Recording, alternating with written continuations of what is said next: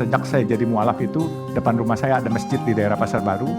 Saya bilang sama supir saya, tolong kasih 100 bungkus nasi setiap hari buat orang buka puasa di sana.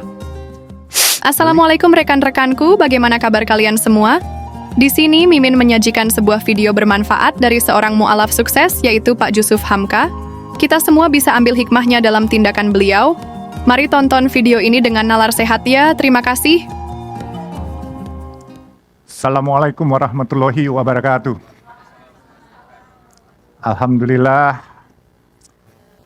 Mari kita panjatkan puji syukur kehadirat Allah Subhanahu wa Ta'ala yang telah mempertemukan kita pada sore yang berbahagia ini. Dan alhamdulillah saya hari ini bisa ikut manggung di kampus yang menurut saya keren dan cukup membanggakan, yaitu London School. Dan kepada Ibu Kemal Gani, saya bangga sama Ibu. Dari pertama murid 30 sekarang sudah 5.000. Dan Bu, kembangkan terus. Insya Allah dari 5.000 jadi 50.000, Bu. Amin. Saya juga sebenarnya antara senang dan khawatir. Karena senang bisa ikut manggung, tapi khawatir bahwa saya tidak bisa memberi inspirasi yang baik buat adik-adik dan teman-teman sekalian. Sebenarnya yang banyak ditanya tadi, Bu Kemal menanyakan saya, kenapa sih bikin nasi kuning? Saya harus jelaskan, saya ini asli Kalimantan Timur. Saya besar bukan di kota Samarinda, tetapi di hulu. Kurang lebih kalau pakai kapal 2 hari 2 malam. Kapal klotok, kapal kecil untuk ke hulu Sungai Mahakam. Saya dari desa Longiram sana. Ya, kalau saya bikin nasi kuning karena memang dulu ibu saya pedagang nasi kuning. Nasi kuning di Jawa mungkin dibuat nasi tumpeng atau nasi buat selamatan. Tetapi nasi kuning buat di kampung di Samarinda adalah buat breakfast kita setiap pagi. Kalau di sini nasi uduk, di sana nasi kuning. Di sini juga ada ketupat, sana juga semacam kayak ada buras. Nah, saya dulu sering bantu ibu saya dagang nasi kuning. Nasi kuningnya setiap hari kita bawa dibungkus sama daun, terus berikut ikan aruan namanya. Ikan aruan tuh kalau di Betawi namanya ikan gabus. Ya. Nah, mungkin saya persingkat karena waktunya nih mepet banget, cuma 15 menit. Saya dagang nasi kuning, semua orang bertanya, kenapa sih dagang nasi kuning? Termasuk Ibu Kemal tadi nanya. Itu biasa orang katanya CSR, dia kasih duitnya aja. Nggak pernah mau turun tangan sendiri. Saya bilang, betul. Saya dulu pertama kali jadi CEO di Citra Marga tahun 2012. Saya melakukan buka puasa setiap tahun untuk 1.000 porsi per hari setiap bulan Ramadan. Gitu. Saya kasih gratis dan animonya luar biasa, jadi 1 bulan penuh. Kemudian seiring berjalannya waktu, saya dari pegawai di sana, sebagai dirut di sana, saya melihat perusahaan ini pemegang sahamnya, karena ini perusahaan publik, saya lihat pemegang sahamnya banyak asing. Saya bilang, sayang banget ya, ini perusahaan yang cukup baik, trafficnya cukup baik, untungnya profitnya itu bisa, waktu saya masuk pertama, profitnya itu kurang lebih 300 miliar per tahun. Saya bilang, kenapa sih nggak bisa bangsa sendiri yang beli saham ini, harus asing? Akhirnya saya panggil beberapa teman-teman konsorsium. Saya bilang, ini barang bagus. Ada kurang lebih 12 orang. Kalau kalian percaya sama saya, kalian beli saham ini di pasar. Bagaimana caranya? Ya, saya bilang, siap-siap aja. Nanti saya cariin caranya. Nah, ya itu rahasia perusahaan lah. Singkatnya saya memberikan suatu statement, kemudian asing khawatir, asing menjual. Lalu teman-teman saya yang sebagian asing pada nampungin. Ya kan. Jadi sekarang dimiliki oleh asing dan non asing. Tapi buat saya nggak ada pribumi dan non pribumi lagi lah. We are Indonesian. Nah, saya kembali ke nasi kuning. Setelah berjalan 7 tahun, 6 tahun waktu itu, kita kasih buka puasa gratis setiap tahun. Waktu itu umur saya 60, 2017 Desember.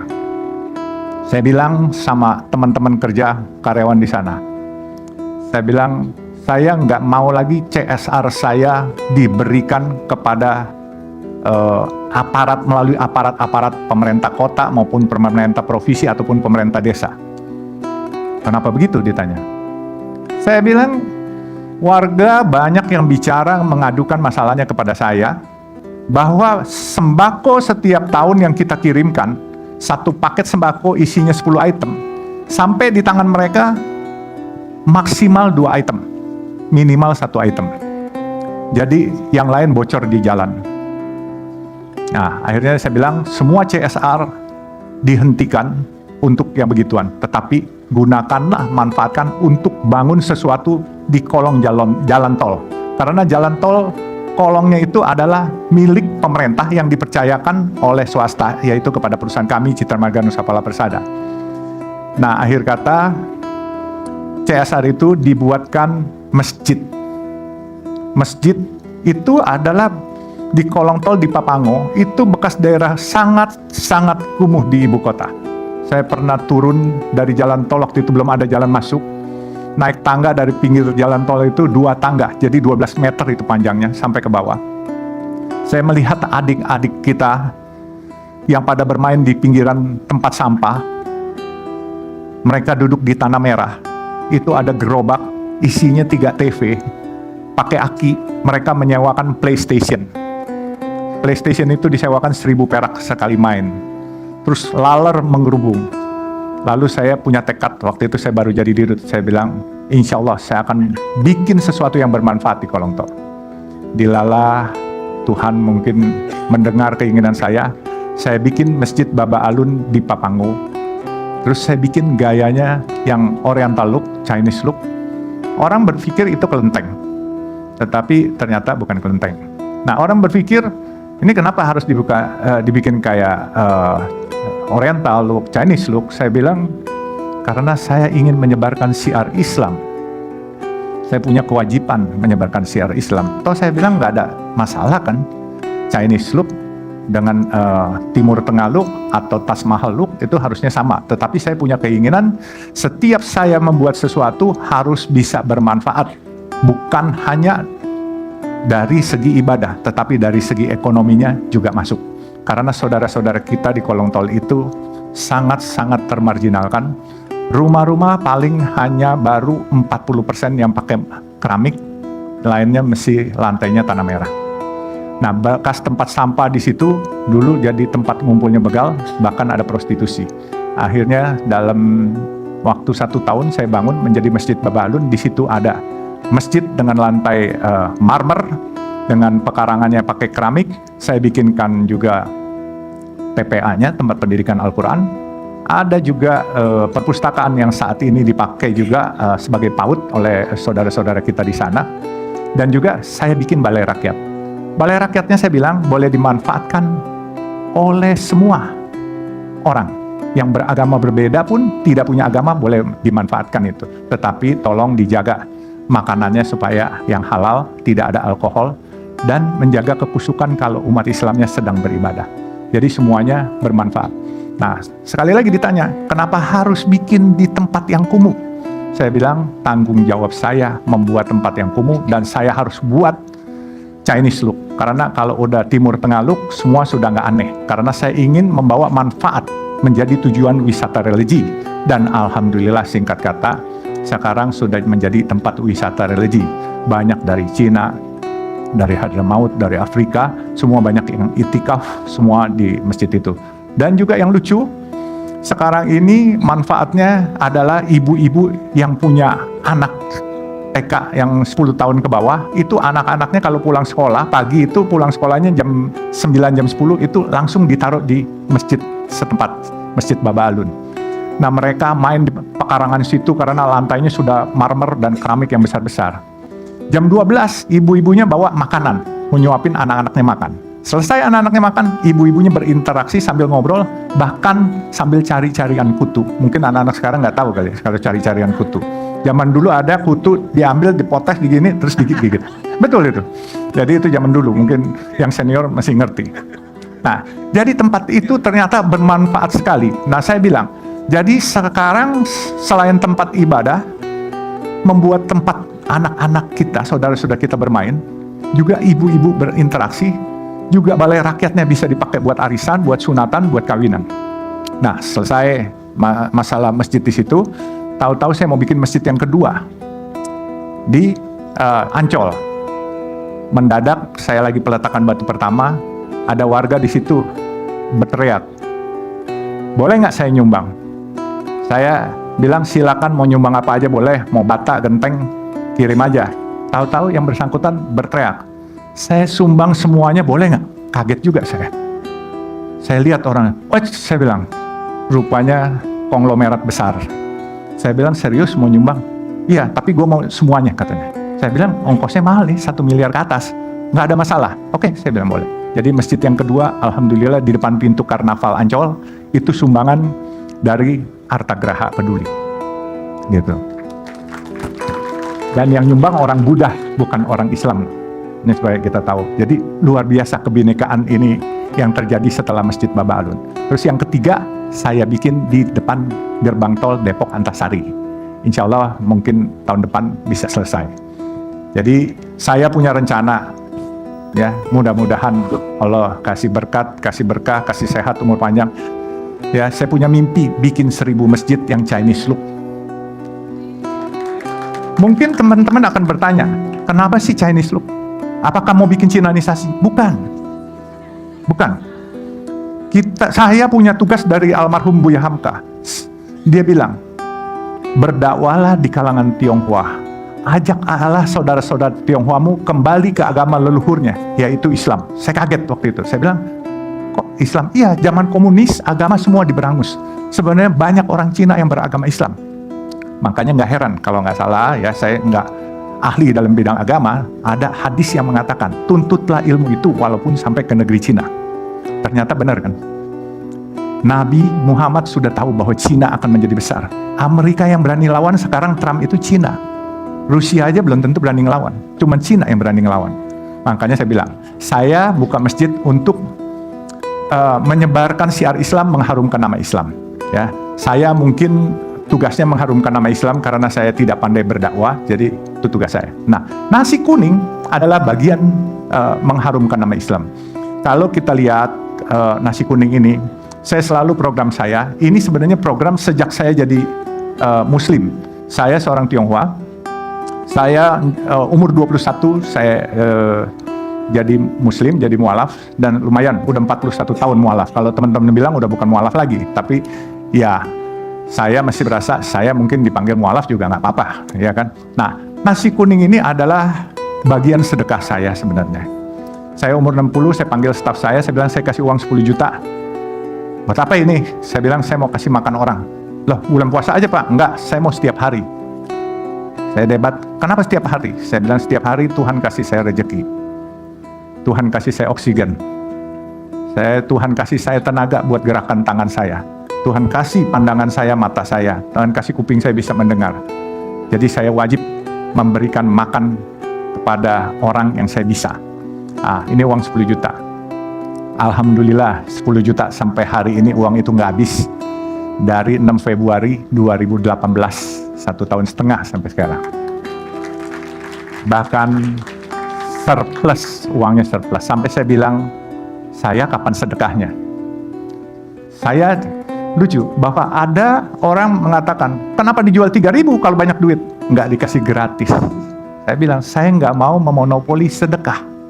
Bukan hanya bisnis yang nggak boleh dimonopoli, tetapi sedekah juga nggak boleh dimonopoli. Maksudnya apa?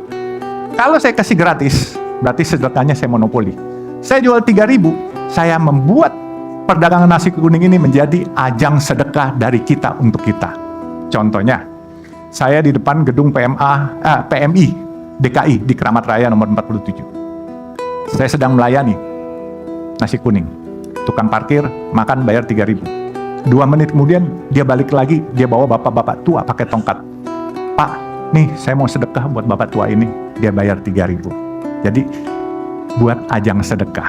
Dan juga secara gengsi mereka membeli, bukan minta dan dikasih saja. Lalu saya melayani juga di Ujung Berung. di Bandung. Itu di depan markas tentara Yon Sipur. Saya suka sedih melihat teman-teman kita dari TNI, prajurit-prajurit itu makan di situ. Dan saya tanya sama dia, Pak, bermanfaat nggak ini? Pak, ini sangat bermanfaat Pak, 3.000. Saya kalau beli 15.000. Saya bilang manfaatnya bagaimana? Bapak tahu nggak, di kampung uang 12.000 itu bisa buat lauk pauk 1 hari 1 malam, katanya. Jadi bermanfaat sekali. Saya sekolah Pak, itu udah pakai uang orang tua, utang pinjam dan jual sawah kadang-kala. Terus setelah saya sekolah, saya kerja, saya harus ngebiayain adik saya, ngebiayain orang tua saya. Kalau saya punya istri, saya harus ngebiayain istri saya. Ini sangat bermanfaat dan membantu sekali, katanya. Oke, saya bilang. Terus saya bilang kepada teman-teman juga, makanan yang kita sediakan, kita jual 3.000, nggak boleh kita masak sendiri, atau kita bawa catering dari luar. Saya selalu tekankan, berdayakan warung-warung setempat. Itu saya belajar dari waktu saya memberikan buka puasa gratis setiap bulan di depan rumah saya. Sejak saya jadi mualaf itu, depan rumah saya ada masjid di daerah Pasar Baru. Saya bilang sama supir saya, tolong kasih 100 bungkus nasi setiap hari buat orang buka puasa di sana. Beli dari warung, itu ada 5 warung, warung A, B, C, D gantian, saya bilang. Terus supir saya marah sama saya, Pak, kenapa nggak beli dari istri saya? Istri saya kan dagang nasi uduk, katanya. Dia merengut ya. Terus saya bilangin, kamu sudah ada kerjaan dari saya. Istri kamu dagang. Kalau nanti saya beli dari kamu, yang dapat berkah orang yang kaum duafa yang kepengen buka puasa, tapi warung-warung yang ada angkara murka. Karena yang biasanya orang-orang makan di warung setempat itu akan sepi karena kita kasih gratis di sini. Ini hukum ekonomi, saya bilang. Nah, akhirnya dia ngerti, ya deh Pak. Nah, jadi kita pakai pola itu. Sampai nasi kuning sekarang pun, saya punya di Semarang, saya punya di Cimanggis, di Kerawang ada. Itu yang di Cimanggis, Kerawang, Bandung ada 2. Yang satu lagi Bandung, Cimanggis, Kerawang itu dari Arta Graha Peduli yang mengadopsi. Dia bilang, boleh nggak saya buka nasi kuning ini, saya minta programnya. Boleh. Jadi kita juga di Semarang ada, di Jakarta kita ada di Sunter, di Masjid Baba Alun, di Sultan Iskandar Shah, dan bahkan di Kemayoran. Nah, memang orang bilang duitnya dari mana, saya juga nggak tahu. Duit saya sendiri belum keluar banyak. Dan alhamdulillah teman-teman, supaya kita ketahui, saya 1 bulan lalu ada tukang ojek datang kasih uang 1 juta rupiah buat nasi kuning. Saya nggak terima, waktu itu saya bukan nggak terima, diterima oleh staf saya lagi nggak ada. Ditanya, kenapa nyumbang ini? Oh, saya pernah waktu nggak punya uang, saya ikut makan di sini, sekarang saya ada rezeki. Padahal kalau lihat tukang ojeknya, kacamatanya aja pecah-pecah kacanya. Dia harusnya bisa beli kacamatanya, tapi dia mau ikut nyumbang. Oke, saya bilang diterima dan diucapkan terima kasih. Jadi ada saudara-saudara dari teman-teman Nasrani datang makan, naik mobil Mercy.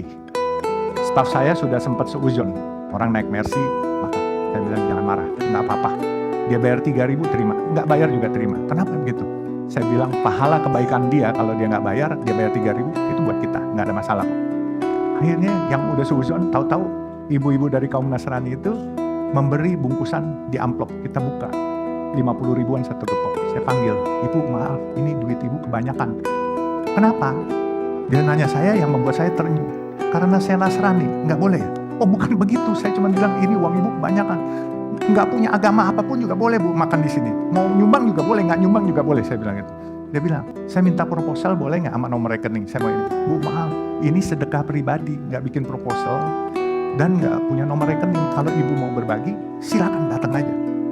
Nah akhirnya dari teman polisi Jakarta Utara setiap Senin kirim 1 juta, Kamis kirim 1 juta.